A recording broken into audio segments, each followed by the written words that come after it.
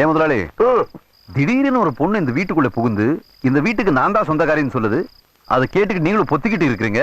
உண்மையில சொல்லுங்க, இந்த வீடு யாருது? சொன்னா தீத்துற போறியா? என்னால முடிஞ்சதை செய்யறேன், சொல்லுங்க. கரெக்ட்பா.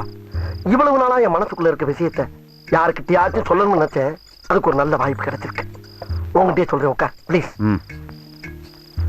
கணபதி ஐயர்னு இருந்தாரு. 2 பேரா? ஒரு ஆளுதான்ப்பா. அவர்கிட்ட எங்க அக்கா காமாட்சி ரொம்ப நாளா வேலை பார்த்துக்கிட்டு. அப்படி வேலை பார்த்துக்கிட்ட எங்க அக்கால அந்த ஆளு ரொம்ப நாளா வச்சிருக்காருன்னு ஊருக்குள்ள ஒரு புரளி. அதை கேட்டு நான் ஆக்ரோஷப்பட்டு நேரா அவன் வீட்டுக்கு போய் அவன் சட்டையை பிடிச்சு எங்க அக்கால வச்சிருக்கியா முன்னடா அப்படின்னு ஒரு வார்த்தை கேட்டேன். அவன் என்ன சொன்னா? அவன் சிம்பிளா ஒரு பதில் சொன்னான். என்ன? உங்க அக்காவை நான் வச்சுக்கிறேன், என் பேக்கரியை வேணா நீ வச்சுக்க. அதுக்கு நீ என்ன சொன்ன? பட் அந்த டீலிங் எனக்கு ரொம்ப பிடிச்சிருந்துச்சு, ஒத்துக்கிட்டேன். என்னாச்சு? இல்ல, நீ ஏன் இவ்வளவு கேவலமா இருக்கேன்னு சொல்ல வர்ற, ஒத்துக்கிறேன். ஆனா எங்க அக்கா அப்படி இல்ல.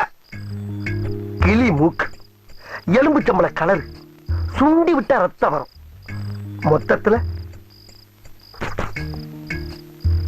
Super figure. ஏப்பா துப்புற? கூட பிறந்த அக்காவை ஃபிகர்னு சொன்ன ஒரே தம்பி நீதாயா? கொஞ்சம் ஓவரா போயிட்டல. ஐ அம் வெரி சாரி. இன்னொரு முக்கியமான விஷயம், உங்க அக்காவை இன்னொருத்தர் வச்சிருந்தா?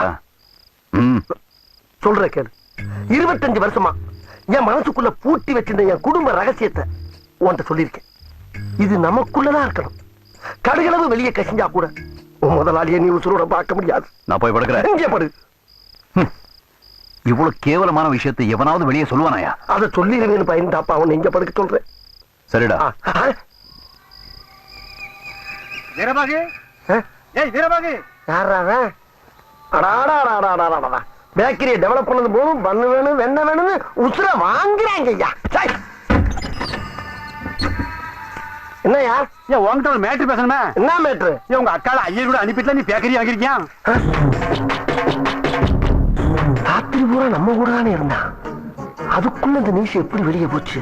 ஏன் உண்டா இல்லையான்னு சொல்லி எனக்கு 1000 வேலை இருக்குல்ல. வேலை விட்டுட்டு வந்து விசாரிக்கிற விஷயமா அது?